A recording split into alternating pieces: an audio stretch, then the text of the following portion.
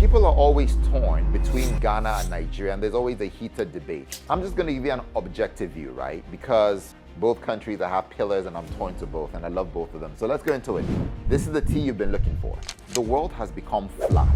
The truth about it is you can choose to live anywhere you want to. We learned a lot from COVID where you could get work done virtually and you could choose to live in a part of the world that met your biggest dreams. And we see it across the world, from America, from Europe, from Africa. People have jobs across the world called flex jobs, and they choose to live their lives where they want to.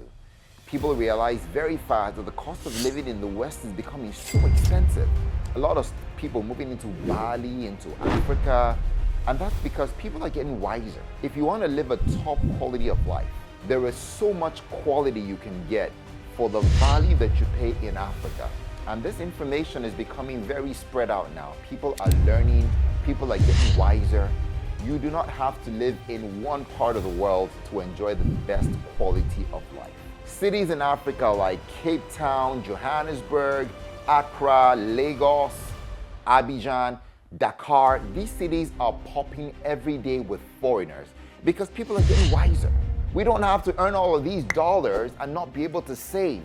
You're earning like thousands of dollars, but every month you're not able to save anything. To get the quality of life in the US or in Europe, you have to pay so much.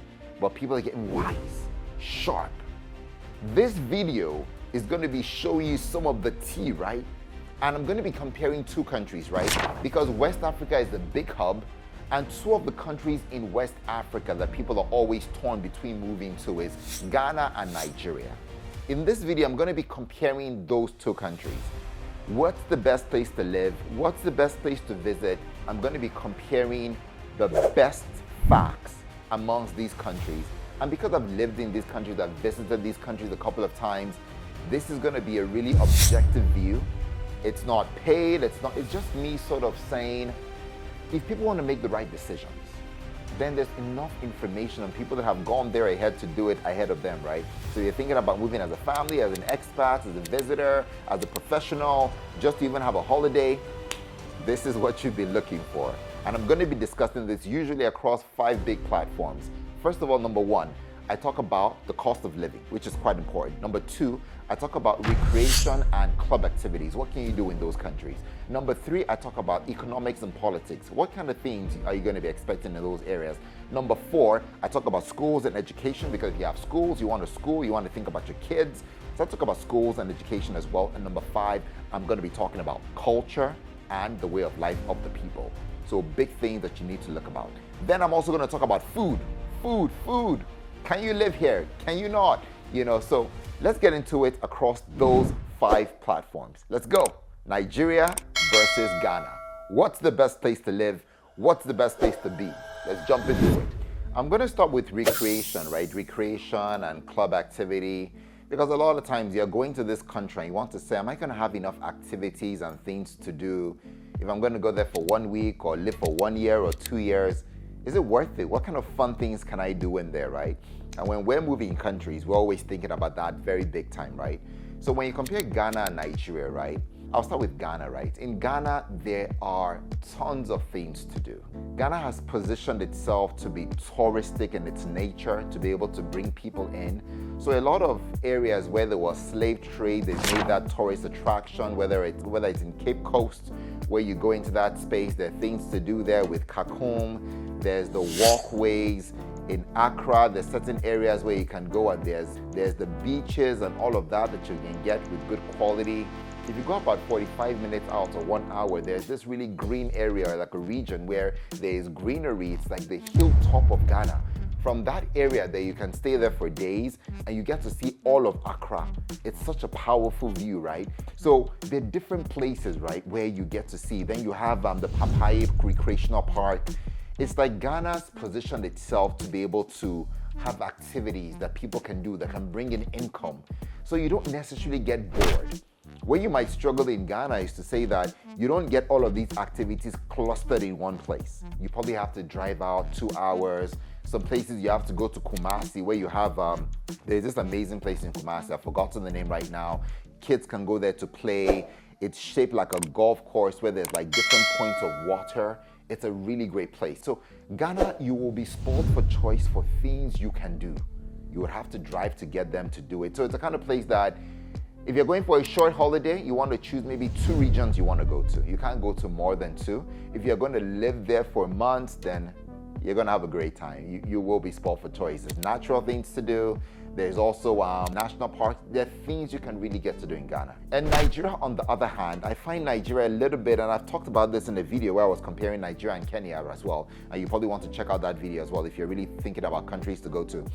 I find Nigeria really exciting for the kind of parties you can go to, for the kind of wedding activities you can go to, for the kind of restaurants and joints you can go. Nigeria is about the energy.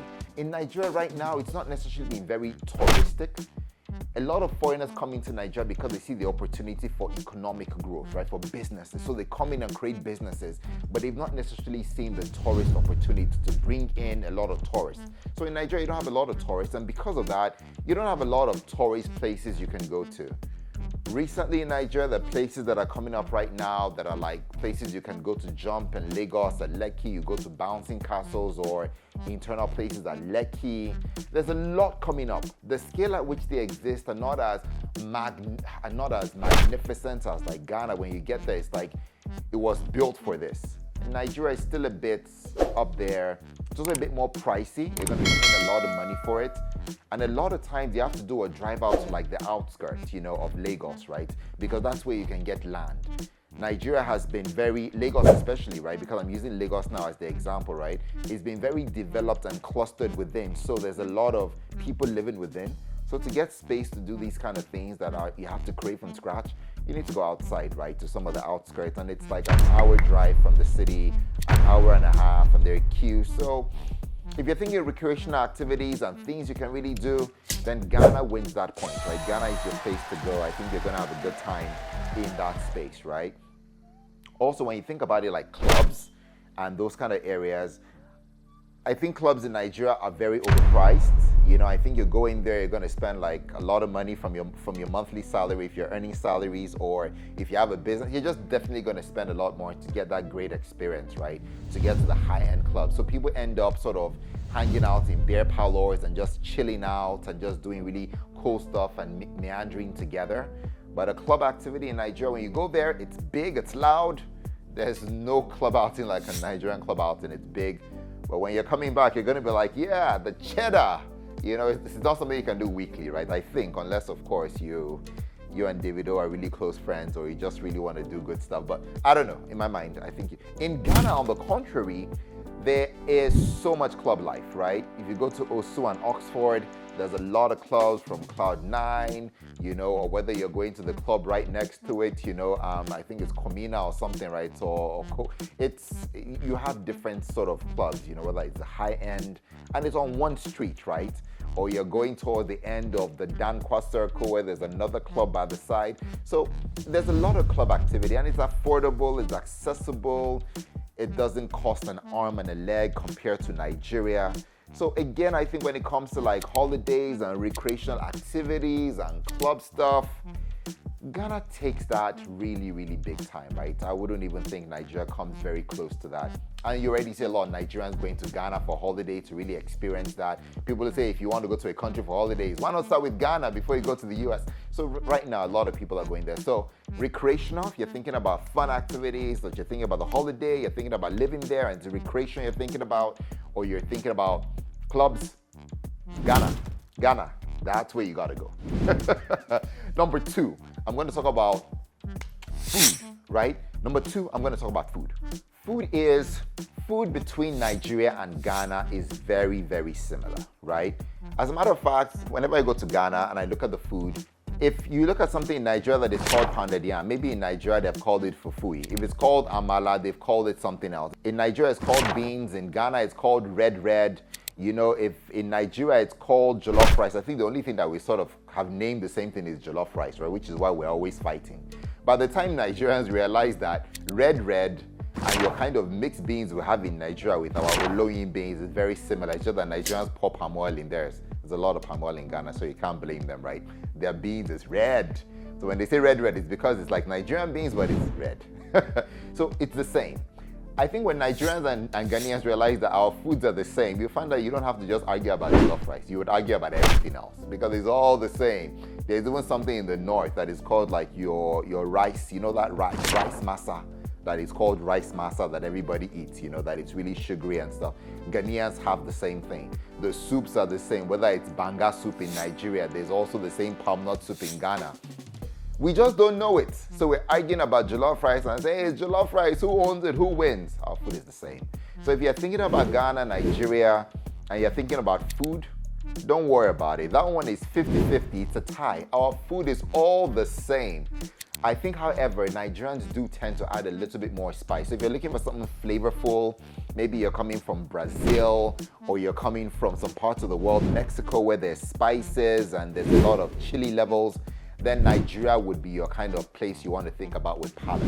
But if you're thinking about something safe, Ghanaians like pepper too as well, by the way, and they even have something called shito. But shito is not even, it's not pepper, it's like a different flavor of something, right? So Ghanaians mask themselves and like, yeah, we have our own spice. We have it. Nobody has ours. So foods are the same, but if you're thinking about spice levels and sweetness levels, Nigeria, I think we over-index with that. So Nigeria would probably ink it over the line slightly, but I think it's 50-50, man. We are one in this one, and Nigeria and Ghana, just put the countries together. Our food is the same. You know, so that's with food. However, if you're coming, I always say if you want to bring some of your own local foods, international foods from your country, it's always great. You're not going to come from the US or from Europe and suddenly have like all of your kind of palettes and stuff. You probably want to still import a few things, right? Because you also don't have, we have a lot of stores that import these things, ShopRite, supermarkets, but you want to bring some of yours, right? Because they're more expensive here. So think about those as well in those areas. If you're coming from another part of Africa, I think you would find your beans and your regular things, they're very similar, but there are African stores that you can use to get your stuff as well, where you can buy things. Pretty more expensive than you would get your regular local food, which is the norm, but plan for that. When we travel, we normally bring food on every trip. So some of that 23 kg or 32 kg, half of it is always food, or one bag is food, because we would rather save up and save our money to really go on recreational activities and enjoy Ghana and not have to spend food on having to buy local food or your foreign food in a local country because it's expensive, you know. We do once in a while, but if you can avoid it, we do avoid it so we can save on the cheddar and use it on other things as well. So yeah, think about that. Number 3, I think schools are important, because if you're moving with kids or you're moving with family, you want to think about the good value of education. Where can I get that? I find out that in Ghana, by the way, Ghanaian teachers are some of the best teachers in the world. I don't know that you're clapping right there, but at some point, Ghanaians in Nigeria, lots of people that were very great in math, it was Ghanaians that made Nigerians, I would say, almost really good in maths. In the 70s and the 80s, the people that laid the foundation for making Nigerians mathematicians were Ghanaians. They taught the kids, they were maths teachers in schools, they were good. When you look about the Mensas, maybe that's what they even call like NASA Mensa, you know, that Mensa thing. But they were the Mensas, they were great in maths, right? And they taught really well.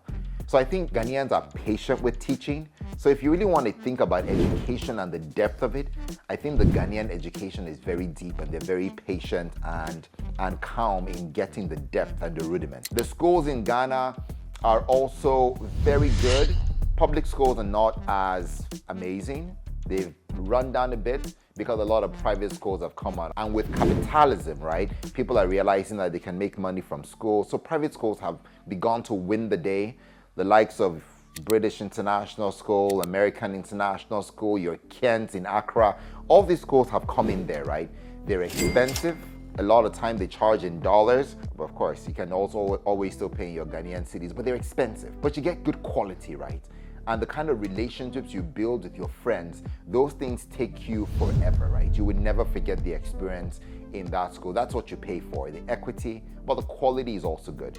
Public schools are not so great. If you're going to Ghana and you're thinking about schools for the kids, you really want to think, hey, yeah, you got to have the money ready together. The schools in Nigeria are very similar, right? When you look at the flip side with Nigeria, very similar sort of thing, right? The private schools have taken over. That's where the quality is. The public schools, you struggle to find them. Just like in Ghana, you have schools like your St. Edwards, you have schools like some of the government. There's a school in Ghana, the Air Force Academy. I think it's called the Air Force Government School or something. It's government, and it still has some good standards. Some of them are technical sort of colleges and stuff that have come up. So it almost feels like Ghana, some of the schools from the public are still there, like I was saying earlier. In Nigeria, you don't necessarily see a lot of that. That resides in the universities. And I know that, hey, if you're thinking of a university, that's a whole different kettle. You're probably thinking more secondary school, primary school. For those ones, you need to go private to really get the best in. But the good thing about schools in Nigeria, there are different levels of private schools. There's some that are so expensive, like the British one that I just talked about in Ghana. It's almost like they have their sisters say, we don't have Kent here. There's no Kent in Nigeria, but there's definitely your Kent in Ghana, So that's a little bit about education in that space. So if you're thinking about bringing your kids, be ready to pay for it, but you can get really good quality and really good depth as well. And a lot of schools in Nigeria, by the time they start getting to the high school, people are thinking about writing SATs for the US. Primary schools, people are thinking about jumping from grade 5 to grade 6, from grade 6 all the way to GSS1. So you can get a lot of those things as well. So Ghana and Nigeria, quite similar, in terms of what you can get in terms of education. So this is one of the ones where I think, because I'm going to have to make a call, I would give it to, what do? I think because I have to make a call on this one, I was about to say 50-50, but no, I have to be a bit decisive, right? So I really help you choose. On this one, I think with education, I would give it to Nigeria. Because I think academically, with the foundations Nigerians have, they tend to go further. You see a lot more exploits in the international field and the world, the kind of muscle that is built from the Nigerian education, the kind of grit. There's a lot packed into the curriculum. So because of that, they tend to come out stronger and sharper than I think the Ghanaian sort of scholars is what I sort of see, but it's also rich, right? So I'm forced to say on this one, Nigeria would win the round for academics. Those guys, they know what they're doing, right? They got it, as well. Okay, so now, cost of living, right? With cost of living, it's tricky, right? I think, like I was saying, and I've said this before, Ghana is more expensive than most people think it is. A lot of times you're going from Nigeria to Ghana, or you're thinking, maybe Ghana is going to be cheaper, because a lot of people look at Nigeria's size and all of the business and commerce, and we almost feel that Nigeria is more expensive.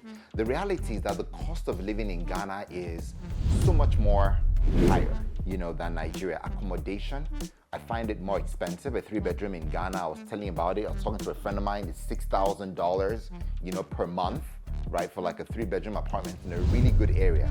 If you're going to try to buy the house, it's so much more going into it's expensive. You're talking about hundreds of thousands of American dollars, right? So I find accommodation in Ghana very expensive. If you have to go to cheaper areas, there's always, of course, there's a place in Ghana that is called, what do they call it? Shaiman Land or something, right?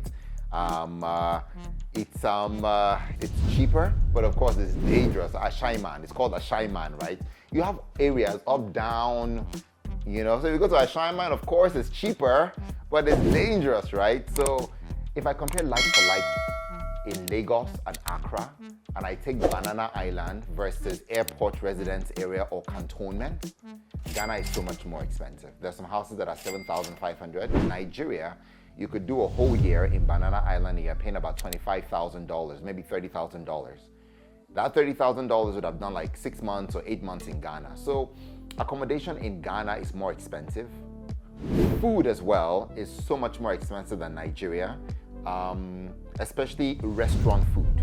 When you go to the restaurants to eat, like the last time I ate in Ghana, I went to a restaurant in Accra, right? I spent about $147, not dollars, cedis, 147 cedis. It was me alone, and I ate fufui with goat's meat and fish, and it cost me $147, which is about $15. That $15 in Naira, if you convert it, that's probably about 25,000, for the meal.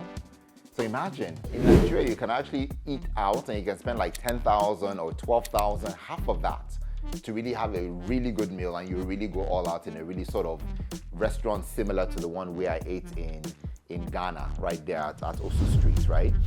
So It was, I think eating out in Ghana is more expensive. Nigeria is much more affordable. So if you're thinking about eating out, Nigeria definitely is more affordable to eat out in terms of that. And when you're buying raw food as well, raw food in Nigeria is, I was looking at tomatoes there, right? Because there was a lady, the ladies that sell tomatoes and hawk it as well. A basket of tomatoes, when I compare it to a basket of tomatoes in Nigeria, in the same point of season, I would almost put it at par with Ghanaians being slightly more expensive, but that's because it's at the same season. But tomatoes fluctuate, right? There's some time that is out of season and it goes high. During the rainy season in Nigeria, tomatoes are expensive. You look for them, right? And they're crazy expensive. But in the dry season, you actually get them affordable, and within that time, you can almost cook soup for 6 months if you can. But you can't. You can't really cook soup for 6 months and store it. It's crazy. But that's what happens. And Nigerians tend to assuage it with or augment it with tinned tomatoes and all of those kind of areas as well. So when I look at the cost of living, accommodation, I look at food, probably Ghana more expensive. Another thing you think about, I talked about the cost of living with water. You're buying water daily. Also in Nigeria, you're buying water. I think a bag of water in Ghana, I found it more expensive as well because I also bought the same sort of bag and I bought a bottled water as well.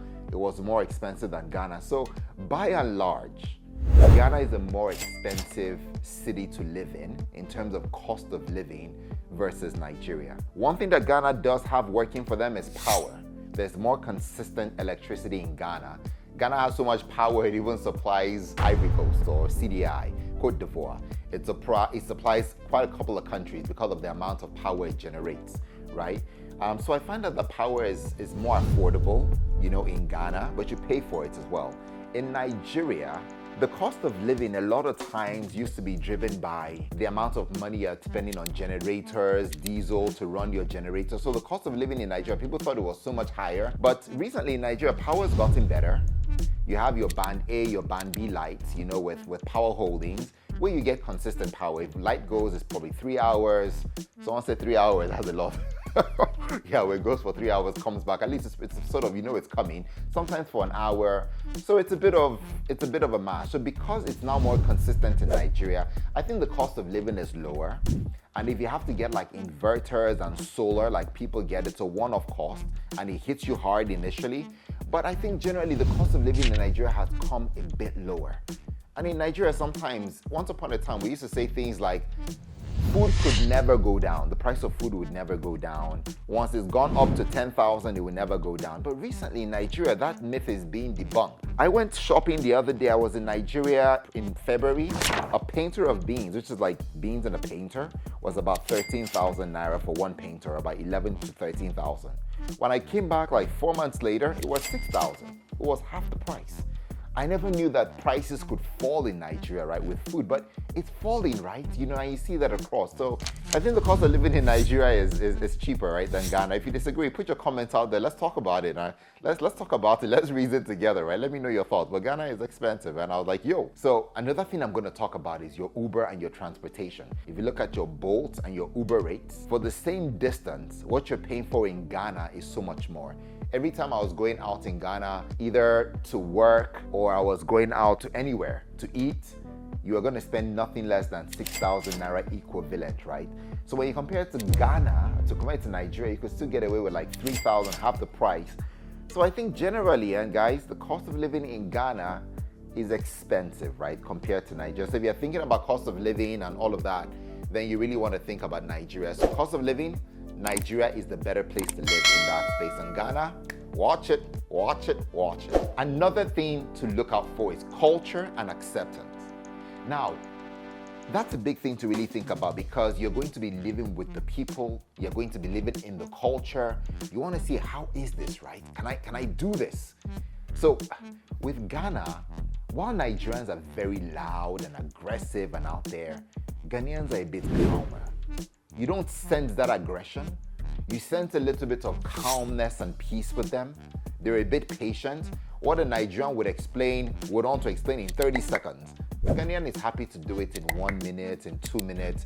He's not in a hurry. Nigerians are always sometimes in a hurry to nowhere. Where are you running to? Because we always start things a bit slower and later. But Nigerians are always in a hurry. It's like, hey, let's get it done fast. They're loud, it's boom. Ghanaians are chiller. So if your culture and the kind of lifestyle you fit in is a bit chill and gentle, then Ghana seems to be that sort of vibey kind of place for you. If you're looking for more energy, you want to be on your toes a bit more, you want to be challenged, then Nigeria is your go-to place. I would almost look at Nigeria like hip hop, and I would look at Ghana like reggae. Some hip hop or reggae, you know what I mean? You can feel the pause, but it's a bit like aroma style. So that's how I would see the culture. Both countries are accepting of people. They embrace foreigners, Nigerians, Ghanaians. I've never seen countries that sort of really embrace foreigners like Nigeria and Ghana. You know, sometimes they might feel like they're loud. Like, wait, what help do you need? They might sound loud, especially Nigerians, but they're not loud. It's just how we are, and Nigerians are. Ghanaians are a bit chill, you know, they're a bit gentle, they're a bit more aware, you know, and a bit more selfless than Nigerians. Nigerians are a bit selfish, you know, they're not thinking that we're loud. So because we're loud and we know we are loud, we should be a bit gentle for foreigners. They are loud and we still maintain the loudness. They will still be loud. Doesn't mean they're bad people, they'll just be loud. The Ghanaians realize that maybe we could be a bit loud sometimes. When they say a foreigner, they sort of pipe down a bit.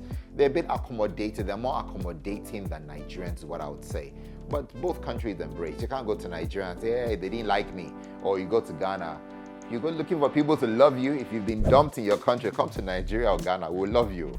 We'll give you all the love you want. The love you didn't have there, we got a lot of love to give. You know, so you'll get it for sure. You know, so I think with culture, that's what I'm seeing in those countries.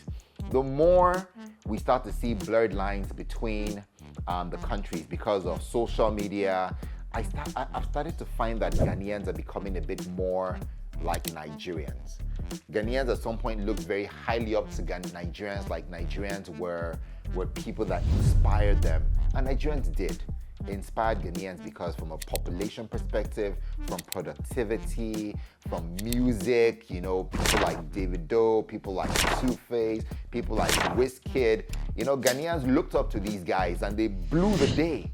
So because of the music in Nigeria, Ghanaians always looked to Nigerians like superiors and all of that. And at some point, Ghanaians were always coming to Nigeria to live, right? To make money and send back home, like I told you back in the 70s and 80s. And our Nigerian movies, or the Nigerian movies, really shed a lot of light. So Nigerians were like, Sean, sir, were respected by Ghanaians. But right now, with the blurred lines, Ghanaians really rising, the economy's rising.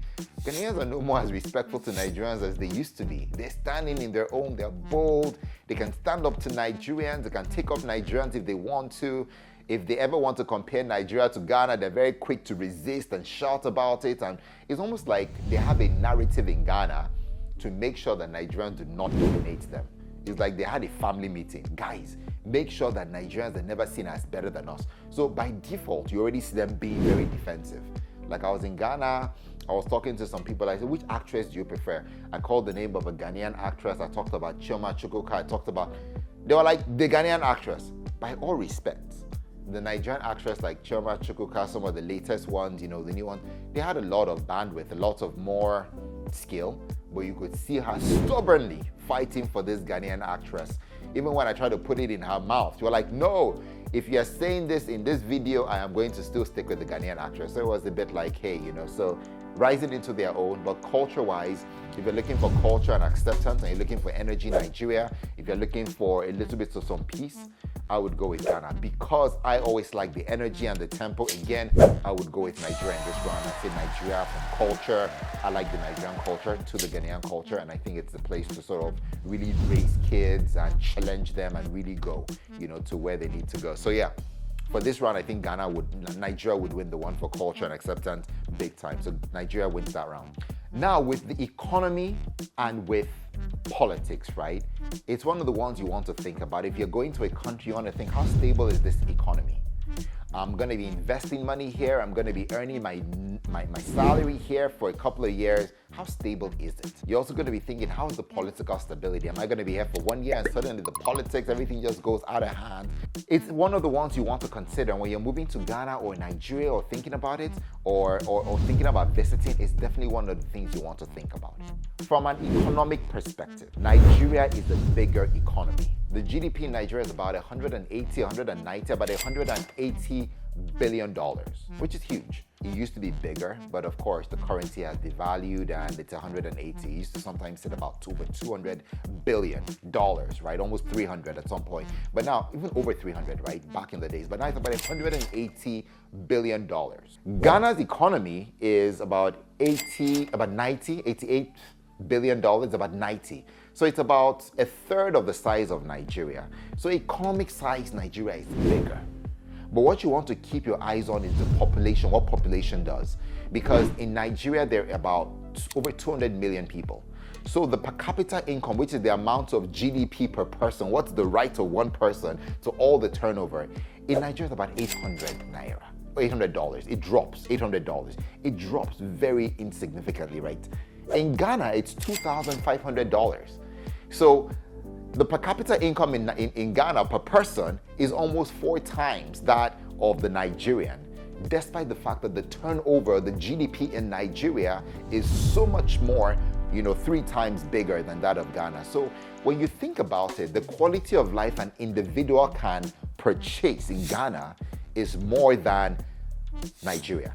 So he can key into more because he has higher purchasing power. So if you're going to think about a business, you probably can be able to set your prices higher in Ghana than in Nigeria, where you have to sort of be a bit more price sensitive because the per capita income, right, and the purchasing power is not as huge as Ghana, right, per individual. So you want to think about that from an economic perspective. You're thinking business, think about it. Ghana could give you that small, big win, but Nigeria, where you win is the scale.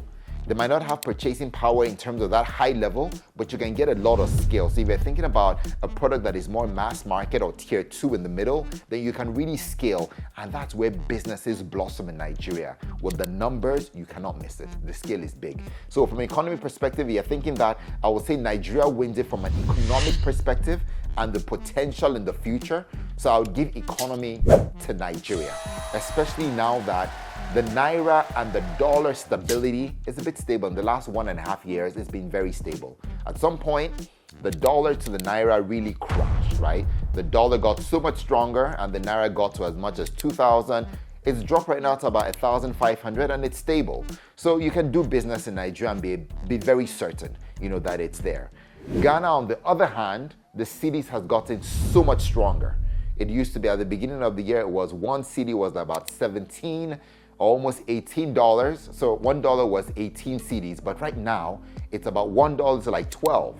At some point it was supposed to come to 10. I think right now it's gone back to like 12 or 13, but there is something happening there. So in terms of economy, I would give it to Nigeria, versus Ghana. On the flip hand, when I look at political stability, that's one area where Ghana wins hands down. I'm not even talking about it already. I'm already telling you Ghana wins because Ghanaians by nature, when things become very tense, Ghanaians draw back and become a bit calm and careful. They don't fight.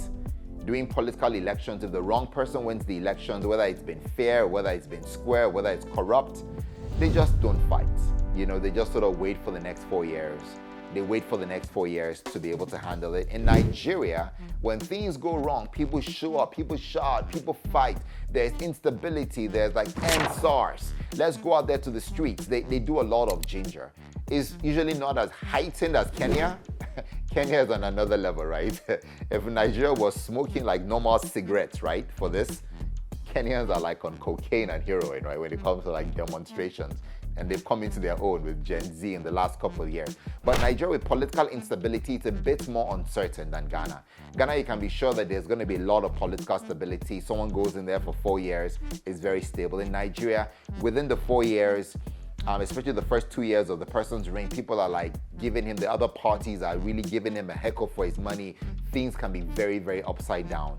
And the second term becomes even more unstable, where because he's done the first term, the second term you can't be so sure whether he's going to be putting energy because he's already gotten the second term that he wanted to prove from the first term. So the second term, the economies could go down, you're not so certain. So political stability, Ghana wins it. If you're looking for a country that has more political stability, Ghana is your place. If you're looking for a country that is unstable and has its ups and downs, Nigeria has its fair share of that. I'm not going to go into politics and call the names of leaders from Jonathan to Yaradua to Goodluck who died. It's a lot in that space, right? So if you're thinking political stability, Ghana is your place, right? You can put you go to the casino with Ghana Don't take Nigeria to the casino with politics. It's boom, boom, boom, boom, boom, boom, boom. So that round, Ghana. For politics, for economy, Nigeria. Okay, I think Nigeria is not a tourist position state. It's even to get a visa to Nigeria, it's accessible, but it's a bit of a mission, right? So you have to start early, and it's a bit more expensive. I think you pay like almost $100 or more. Ghanaian visas are easier to get. A lot of visas you can get on arrival. A lot of countries you can even go into Ghana, get your visa on arrival. It's easy and straightforward. Nigeria, it's a bit of a mission, right, to get in. So if you're thinking about visiting and travel, which is another point I'm thinking in, it's easier for you to get in and out of Ghana, right? Accessibility, visas. Nigeria is a bit more. I think Nigeria, because I think a lot of countries were sort of really stopping Nigerians from coming in. Nigerians just felt, why would you stop us from coming into your country and you come into ours? So I think they put a lot of heightened sanctions and heightened barriers to be able to get these visas and cost as well. And the reality is that anyone coming to Nigeria is coming for something that they need to come for. So whether it's $100 or the $200 to pay for the visa, they would pay for it, right? I think it's even $500. I'm not so sure the amount. I think it's like $500. It's quite an amount to get a visa, especially for like a foreigner coming into Nigeria. I think it's 100 or I don't know. I don't know if from the top of my mind, I can't remember. So that's the price, right? So I mean, both countries are great countries to live in. So hopefully this video has really shared some light and been able to give you like the kind of direction you want, right? If you're thinking about moving to these countries to live and that you would choose it.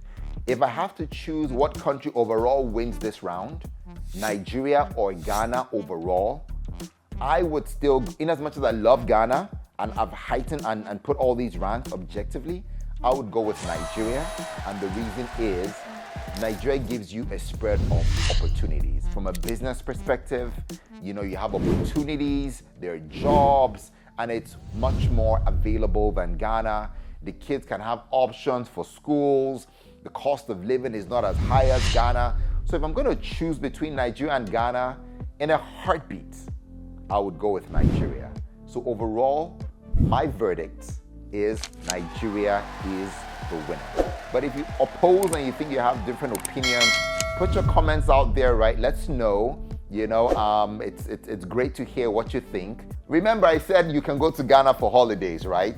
If it's holidays, then Ghana is your place. But if it's like living, remember, so don't get it twisted when you're debating and putting your comments out there. I'm with Nigeria for living, right? And generally going there for like 6 months or visiting. But if it's like for a quickie holiday, yeah, Ghana definitely gets it. But Nigeria overall would win this round for me. Guys, Africa is the future and Africa continues to rise. You have to be part of the story. There is nothing as upsetting as walking into a movie and you just get to see it. You missed the entire movie. Africans are at the risk of watching the end of the movie. When greatness and great things start to happen in the country, you wouldn't be there when you start to blossom. You would miss out on the opportunities of acquiring property, getting businesses. You would come back in and you would find out that your father's land has been taken by another. And I keep talking about this because there is nothing as passionate as your father's land. And when your father's land is taken away, you have no other land to live in. Africa's rising. Africa can rise. And we welcome the world to see Africa and partake in the greatness of what is coming in the country. Subscribe to the video, follow us. I'll see you guys in the next video, guys. Take care.